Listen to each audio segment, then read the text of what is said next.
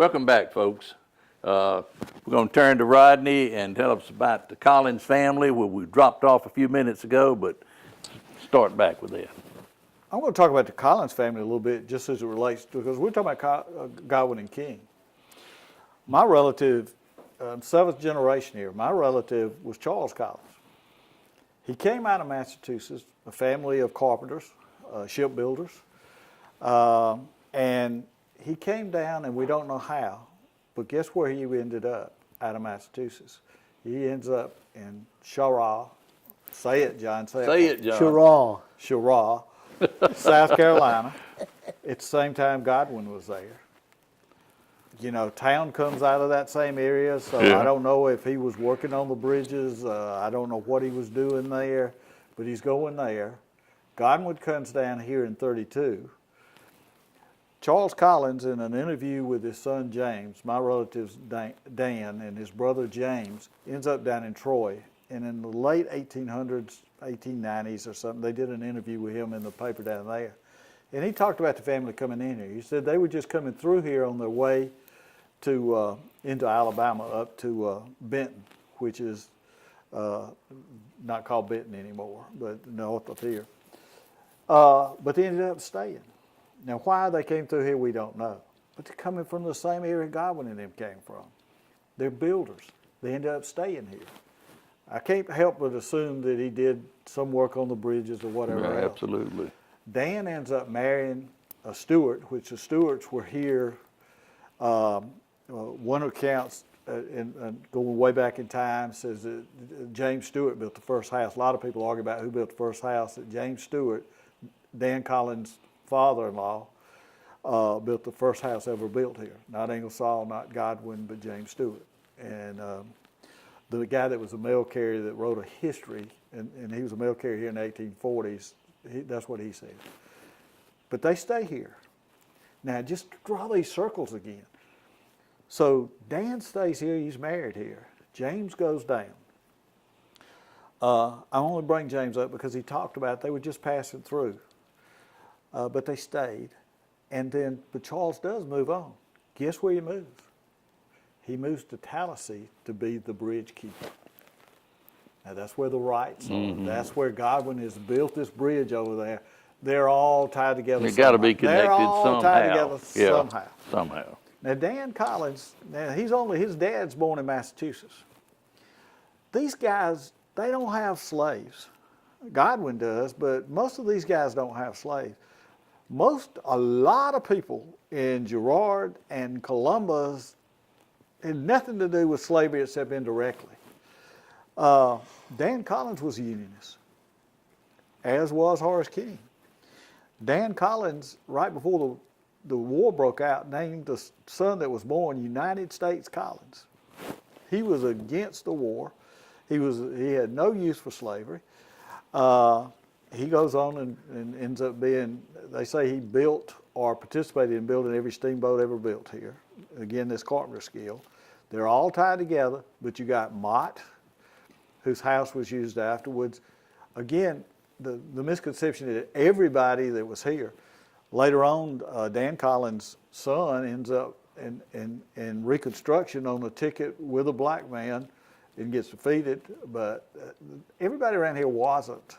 Now, I got relatives that were on all sides, but this is an industrial town. And all these guys, Winter, who was on Rock Island, was very powerful, a big banker, was originally from England. He just left and sold everything he had before the war broke out because he didn't want anything to do with it. So you got a lot of different things going on. King, after the war, ends up being pushed into being a representative from Russell County to the state legislature. Hated it. Hated it. Never wanted anything to do with it. I wouldn't say he was pushed. Okay, now I always thought he was, so correct me. You pick it up, John. Well,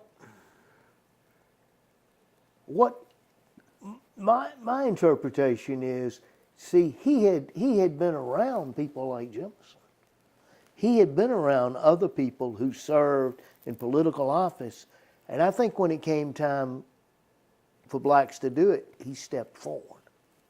That's fair. Wasn't something he enjoyed. Now, once he started doing it, he didn't like it and didn't participate. Didn't go over there a whole lot. He hardly went to the legislature. But now here's what's going on, okay? You mentioned he is rebuilt, he's involved in rebuilding the Dillingham Street Bridge, the 14th Street Bridge, the, you just talked about it, the Fontaine Warehouse, Claps Factory,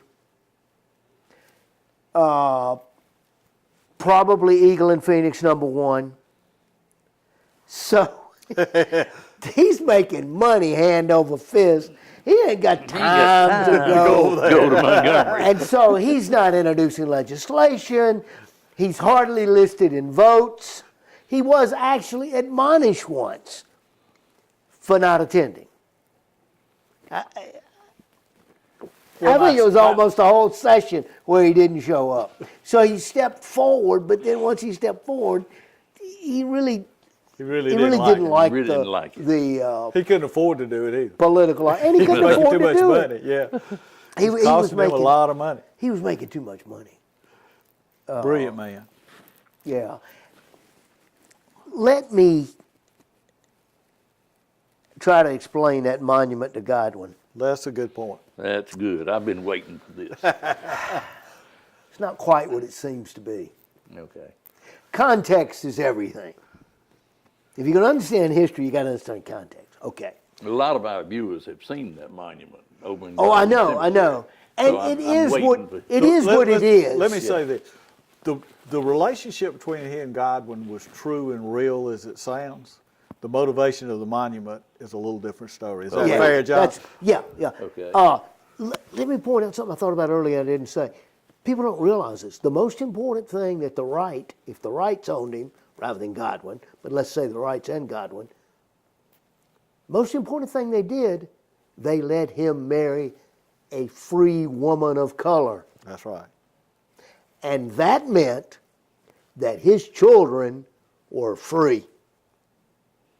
And that's a very important thing because, I mean, you know, it sounds kind of crass, but a lot of people made money off slaves.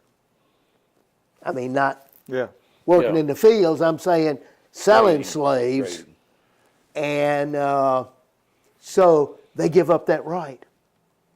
The rights No in Godwin pun. No pun give intended. up, yeah, no pun intended, give up the right to own Horace's children. And that shows the closeness more than anything, or not maybe more than anything else, but that before the freedom, that very much was there.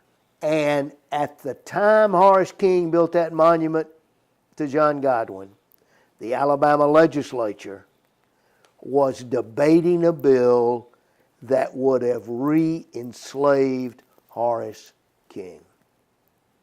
And so Horace King is saying, you know, I might be free, but I'm within the system. I'm not trying to revolt against the system. And he does the monument to Godwin. Now he respects Godwin. You know, he loves Godwin in the. Yeah.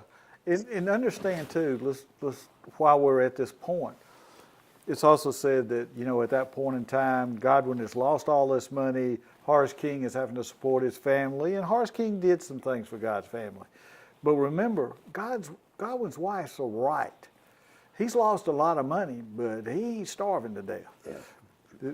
Her uncle is not, they're not destitute.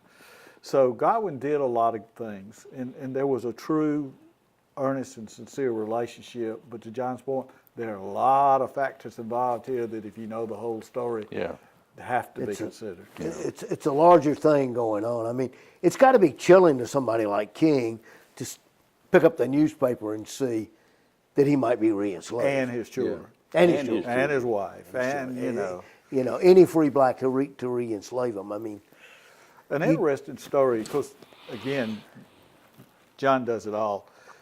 An interesting story, if somebody gets interested and they want to read more, to read is, there was a reverend, a preacher that lived out around Piney Woods and out in the Bleecker area. He's buried out at Salem by the name of Cherry. He was also a newspaper man. And Cherry writes a book that's hard to get your hands on because it's about the history of Opelika and the surrounding territories. And I didn't pay much attention to it for years. And once I did, I realized, dummy, this is as much about Russell County as anything. First of all, Russell County went all the way to Bleecker at that point in time before Lee County was carved out. And then he talks a lot down here. Now, the closer he is to Bleecker, the more I'm comfortable with what I know and what he says. The further he gets out, he's a newspaper man. He's talking to people and he's writing what he sees. And he gets over here and he makes a lot of mistakes, but he's writing what he's heard. He's more of a reporter than he is a historian. And that gets us back into what is a historian. Right. A researcher like John is a historian. He's not a newspaper man writing opinions and hearsay. Don't get me started about newspaper people. But anyway, going back to where I'm rambling from, in his book, he interviews Horace King on a trip back to Columbus from LaGrange. And he comes over and meets Horace King, and he interviews him. And that's an interesting interview, one of the few original kind of sources. John, you want to talk about that? You mentioned it in your book and use that as one of your sources. Well, yeah, I mean, it's an important source. I can't remember what we used out of that at this point. I can't either. Yeah, because it does. Again, it's him speaking. We've got that, and we've got these interrogatories after the war, looking back on King. But see, King, what you got to see, King again is an entrepreneur. And a good one. But he's also a good businessman. Well, but up to a point. Okay. He goes to LaGrange, and there's never.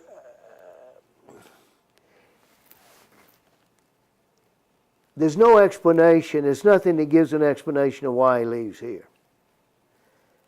One of them might be that he's closer to Atlanta, that he can operate on a larger sphere from there than he can from here.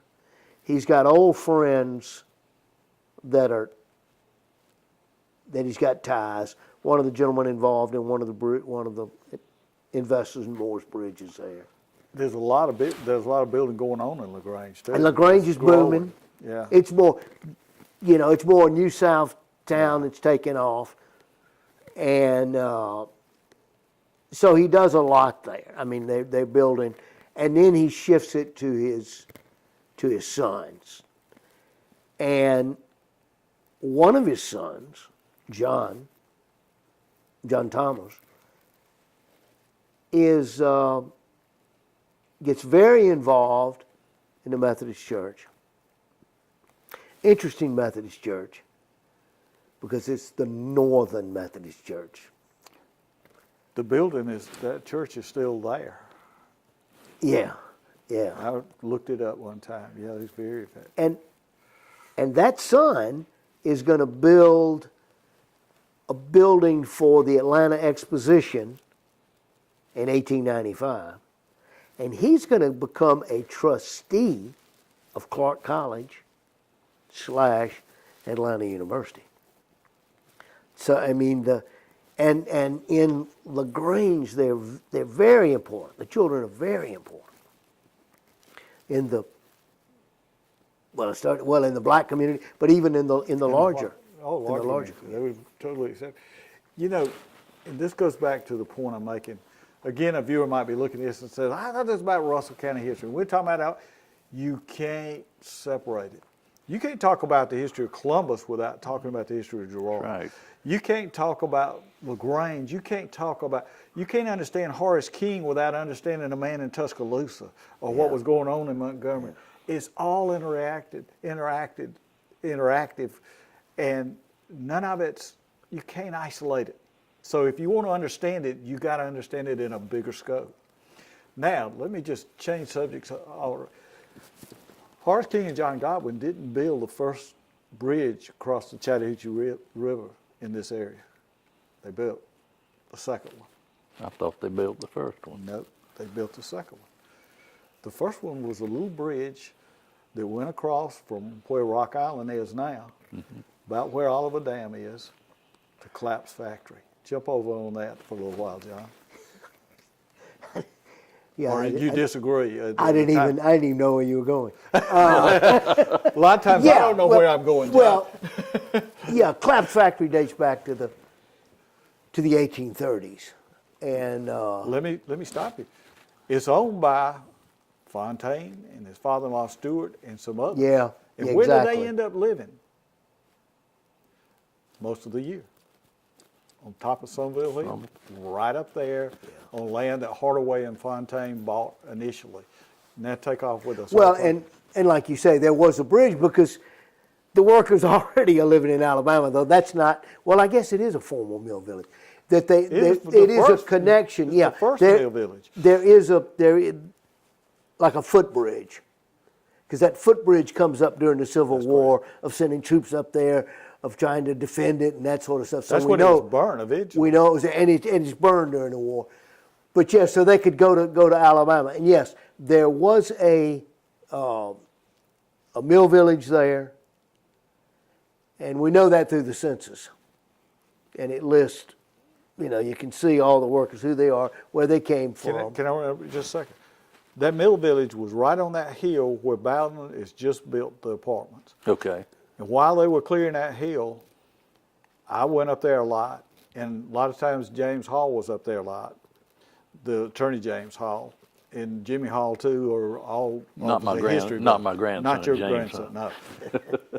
And there were china chips, all kind of things Really? like that up on that hill. You would see turned over Really? because that's where the mill village was. Go ahead, John. Yeah, yeah. Well, and that cemetery's on the other side of the river, Yeah. and it's important.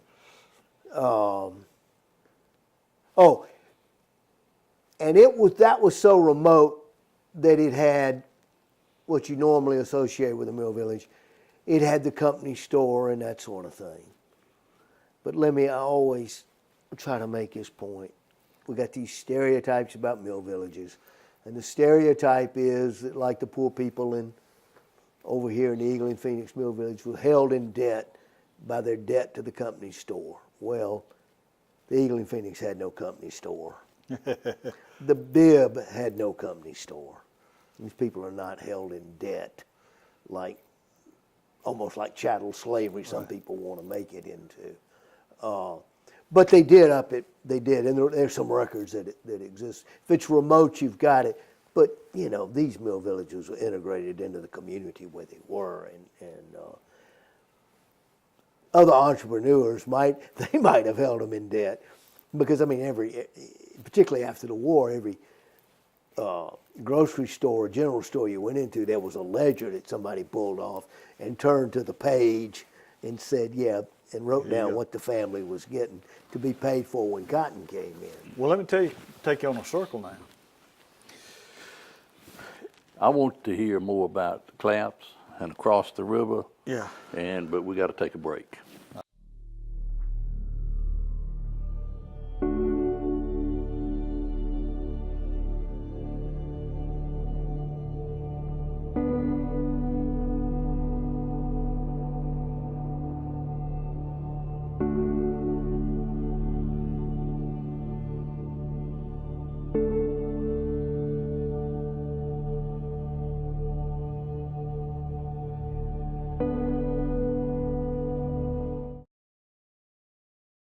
Welcome back. We're here with Rodney Hinton and John Lupo, and we've just been I'm learning so much. I just feel so dumb sitting here listening to you guys. But Rodney, get started. Well, what happens when you sit this long in a room talking to me? Your IQ goes down about 10 points every 30 minutes. No, so I don't think so. I'm learning so much until. Well, but I can see your eyes glazing over, and this is our last segment with John, and we so much appreciate him coming. I was going to take you on a little trip here. We're going to talk about Claps Mill, and we're going to come right back to Claps Mill. I want to hear about Claps Mill. But the interesting thing is, The first bridge across the river was at Claps. Second one was at Dillingham Street. And that was where Rock Island is now. That's correct. Across And that rock cropping where they built the dam.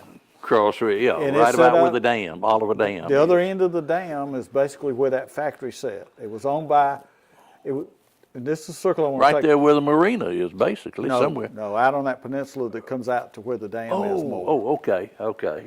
All right. Now, two major owners in that is Stewart, who comes from Scotland. Later on, he brings in a fellow by the name of Finletter to manage his property on the Alabama side, and that's how the Finletters got here.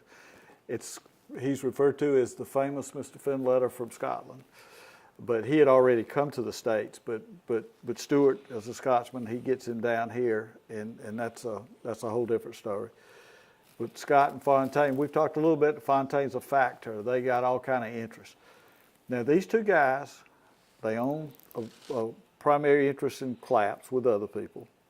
They got this business in Columbus. Now they buy this land up on the Alabama side that becomes Somerville, along with Hardaway, Robert Hardaway. I think I referred to him as Ben Hardaway. Ben comes much later. It's Robert Hardaway that bought that. But, you know, Fontaine wants to get from his house in Georgia to his house in Alabama. And now you got Iroquois and the Downings and all these Columbus families are building up in Somerville. They want to get up here. You got another issue. Columbus is growing. It's crowded. It's got sewage issues. It's got overpopulation, and they want to build a mill village, and there's no place to build it except on the Alabama side. So now, right before the Civil War, during the Civil War, actually, they buy land from Ingersoll at that bridge and start that mill village. So they want to build a bridge, and for years, they want to build a bridge to put a mill village over on this side, to get those mill workers out. But there's another motivation. All these Columbus guys want a bridge there, so it's a lot quicker to get to their property on Somerville. And now becomes a big circle, particularly with, you know, this whole thing going on. And so the bridge, the 14th Street Bridge, the original 14th Street Bridge was built for those two reasons. Fair enough, John? Yeah, I mean, you know, I'd put more emphasis on the workers. Yeah, get the workers out. But They want to get us all of my people over here. Yeah. But because let me say one more thing, and Okay. I'm going to let you take off. Okay. And this is something John pointed out to me is so darn obvious. It's one of those things that makes you mad when he first said, all right, my mother's people lived on the south side of Holland Creek. Right. They all worked for the iron works. They were boat builders and steamboat builders, and other side, the Scots, they worked in the foundries at Golden, and they were all foundry workers. My daddy's people were textile people. They were on the north side of Holland Creek. They were all textile people. John said, right. Think about the bridges. One bridge is tied to all the industrial plants. The other bridge is tied to the textile plants. It didn't just happen that way. Your people grew up on the textile side by my daddy's people. Yep. And if you stop and think about that, it's one of those it's so obvious. Why It's did obvious I never now. think Yeah. about it? Go ahead, John. well, I mean, the reason I knew that is when I did work on the ironworks during the hair project back in '77, realized all these people that their roots were there, you know, as you cross the Dillingham Street Bridge and took a left. Is that right? Yeah. And they, you know, their roots were there. Another thing that I learned, and you probably learned it a long time before I did, I learned recently in researching the ironworks, the ironworks had a house building division. They built a lot of the houses up Sanford Road and all right in there. They built houses. So, but keep going, John. Well, We're talking about going. go on and say what we talking. What are we talking about? We're going. I was trying to take us now across that 14th Street Bridge up to that Somerville development and those families and Claps and how all this ties together now. Yeah. And Rock Well, Island. Oh, I know what I want to say. That when you see the 14th Street Bridge, realize that there actually was an election about that bridge. There was a referendum on that bridge. And Defeated, there- right? Huh? It was defeated, right? No, it passed. Oh, I thought it was defeated. Well, one of them might have been defeated, but eventually it was was passed. passed. And the debate was whether the city. But the money. Oh, wait a minute, you're right. It failed. The money It failed. didn't come from the city. It failed because the referendum was about whether the city would pay for it or the mill owners. And yeah, the mill owners owners lost, ended up- and the mill owners had to pay for it.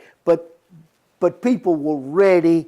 I hate to say this sitting in Girard, but Columbus wanted the mill workers out. No question. And that's how much of an issue it was that it got to the level of being to becoming an issue they put up for a vote. And John's right. That's the primary factor. Yeah. But I've got some articles out of the Ledger, and I think our friend Jesse Williams, the ones that found it, that talked about that the motivation, that how bad those families wanted to build that bridge to get to Somerville too. It was a secondary factor, but Yeah. they were both factors. Now, in those families, you got people like Winter, who I talked about, built the house on Esquiline Hill and went back, and he was a big banker and an entrepreneur. And he ends up selling most of what he owned to Mott. And Mott, the house that burned down, that was part of the Fieldcrest there. Mott ends up buying, along with some other people, they buy Rock Island. Rock Island's a paper company. Now, I learned all this and helping John do some research, and when I helped John, I learned. He's always, I appreciate what you've done. I said, you understand, I'm just looking up all this knowledge. It's just, well, in that process,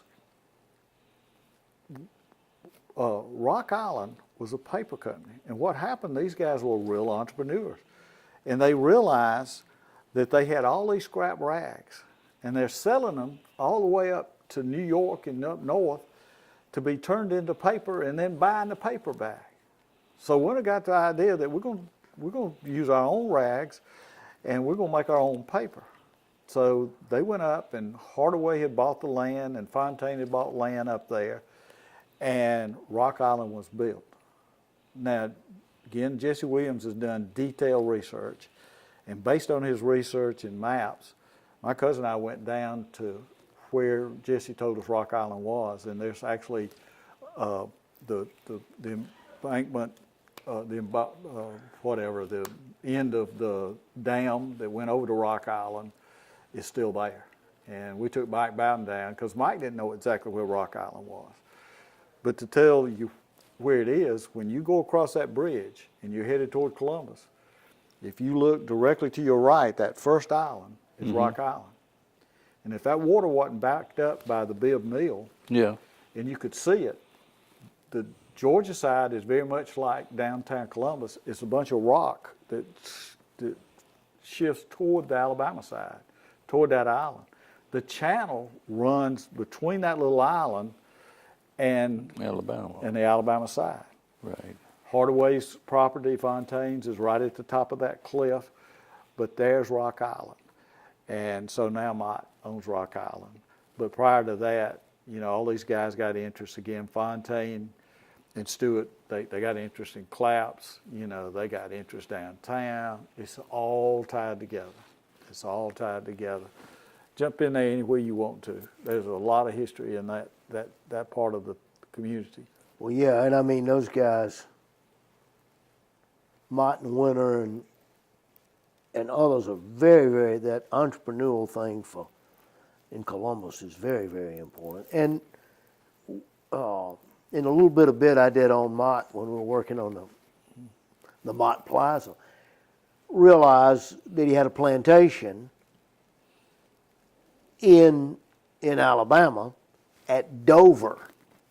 Dozier. I thought it was Dover, is it? Well, you may be right. I think it it's was Dover. Okay, Dover. And one of the things we found In Russell County is when you called me and said, Rod, where is... in Russell County, I said, where is Dover in Russell County?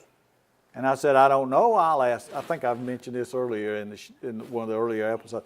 I called Tommy Boswell and said, Tommy, you'll know. And he said, never heard of it. And then John and I got looking at maps and trying to figure it out, and you tell the rest of the story. Well, I mean, I don't know the rest other than we got in your truck and we went out. Well, what we figured out And was found it. that this was pre-Lee County being carved out. Right, that's it. And that Yeah, the yeah. maps showed us that Russell County extended up to past Bleecker. Yeah. And once we did that, then we found it on the map because it was in what we call Lee County. Yeah. And we got in my truck and we went and found it, and we Where found is out. it? Well, right before Bleecker. Right if you before think about Bleecker. it, that was called Mott's, and there was I know Mott's Mott's, Mill. yeah, I know where Mott's That's is. Mott's. Yeah. Well, to John's point, we figured out that Mott would get on the train and leave his office in Columbus, and he didn't have to worry about the bridge. He got on the train, and he rode the train, and that train track runs right up there by the side of the road to Bleecker. That's right. And he may have came over, got on it on the Alabama side before it changed, but it goes up to Bleecker, and he'd get off at his plantation there. He liked to call himself in his later years, as a lot of these guys, a plantation owner. Well, I mean, not later years. He 1860, he's listed in the census as a planter. was a planter. Yeah. His mother died out there. They had a house. They spent a lot of time. She's buried out that way I somewhere. think that was the first thing. Yeah. Was somehow finding that in Find the it. newspaper or something that, and Jesse might have found it, that his mother had died out there. Well, what is this that his mother was out there? So it wasn't a tenant shack, so to speak. No. Not with his mother being out there, not with much money. And you know, the secret here, I shouldn't say this, I shouldn't be so cynical on TV, is for you young gentlemen, and you young gentlemen, marry well. Yeah. Yeah, Mom And- married well. And let me say that Henry L. Benning, Married well. who is the son-in-law of Sebring Jones, Yeah. wrote Excuse a me. letter to a friend. The friend won't know whether he should come settle in Columbus, and Sebring Jones writes him back and says, if they make improvements they're talking about making now, he's talking about the water lots. He says it'll be a booming place. If not, nothing will happen. But above all, marry well a woman worth, i.e., $100,000. I can't exactly remember the date, but it's 20-something, and then a couple of years later, he marries Sebring Jones's daughter, who was worth that much money. So when you think about Benning, don't just think about a Civil War guy. Think about a guy who was Married well. We really enjoyed it. For Channel 7, I'm Steve Abbott, and these distinguished guests that we've got here, Rodney Hinton and John Lupo, we've really enjoyed. I mean, I've just learned so much today. It's just been awesome. And thank you again, guys. Thank you. So next week, stay tuned.